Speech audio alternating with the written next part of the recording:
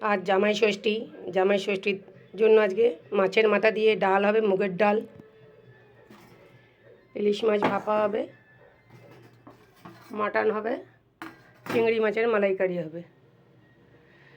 তা সবার আগে আমি এই ডালটাকে সেদ্ধ বসিয়ে দিচ্ছি। আজকে সব রেডি করেই নিয়েছি মোটামুটি। ইলিশ মাছের নুন হলুদ মাখিয়ে নিয়েছি, মাংস মাখিয়ে নিয়েছি, ডালটাকে বসিয়ে দিচ্ছি। পাঁচ ভাজা করলাম, এবার শাকটা বসিয়ে দেবো। কালো জিরে শুকনো লঙ্কা ফোড়ন দিয়েছি, এবার শাক বসিয়ে দেবো। শাকটা বসিয়ে দিলাম।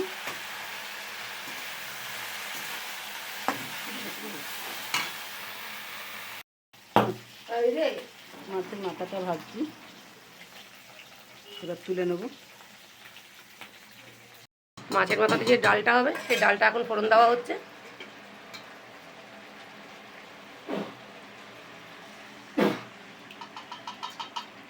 ডালটা ফোড়ন দেওয়া হয়ে গেছে, একটু ফুটলে নাবিয়ে দেওয়া হবে। নাবিয়ে নেব,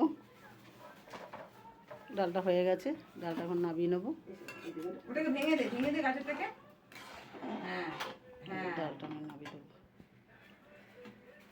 ডালটা নাবিয়ে দিয়েছি, এবার মাছ ভাজবো।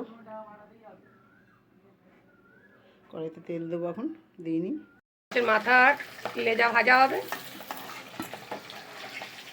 টমেটোর চাটনিটা বসানো আছে, আমসত্ত্ব, খেজুর, কাজু, কিশমিশ দিয়ে হবে। তার জন্য চিংড়ি মাছের কালো জিরে আর শুকনো লঙ্কা ফোড়ন দেওয়া হয়েছে। এবার পেঁয়াজ কুচানোটা দিয়ে দেওয়া হবে। পেঁয়াজ দেওয়া হলো। চিংড়ি মাছের মালাইকারি করার জন্য চিংড়ি মাছগুলোকে ভালো করে পরিষ্কার করে নেওয়া হচ্ছে। করে সব কটা মাছে এরকম কাটি ঢুকিয়ে দেওয়া হচ্ছে টুথপিক। চাটনিটা হয়ে গেছে, নাবিয়ে দেওয়া হলো। পেস্টটা দেওয়া হচ্ছে।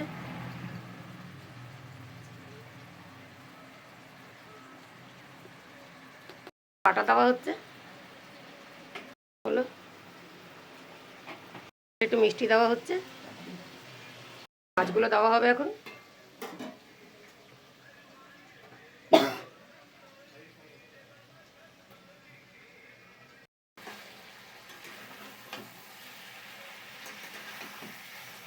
ইলিশ মাছটা ভাপার জন্য সর্ষে পোস্ত মাখিয়ে নেওয়া হচ্ছে, তেল ঠেল দিয়ে দেওয়া হচ্ছে, তেল দেওয়া হচ্ছে। বাটিটার মধ্যে আগে একটু তেল মাখিয়ে নেওয়া হচ্ছে।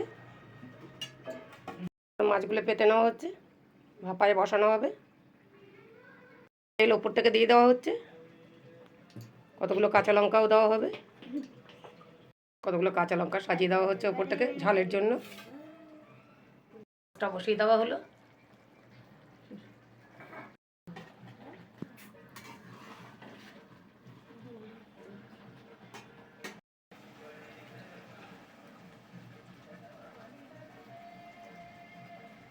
নাবিয়ে দেওয়া হচ্ছে।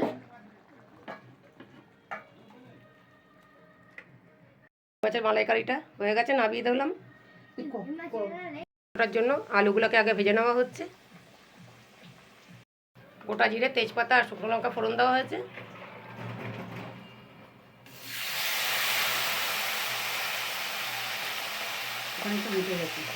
বসিয়ে দেওয়া হলো, বসিয়ে নেবো।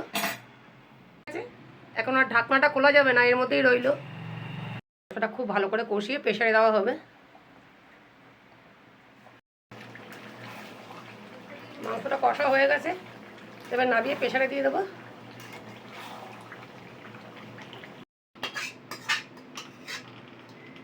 মাংসটা দিয়ে দিয়েছি, এবার ঢাকা দিয়ে 3টে সিটি দিয়ে দেবো, দিয়ে নাবিয়ে দেবো। ওদিকে ভাতের জলটা বসানো হয়েছে।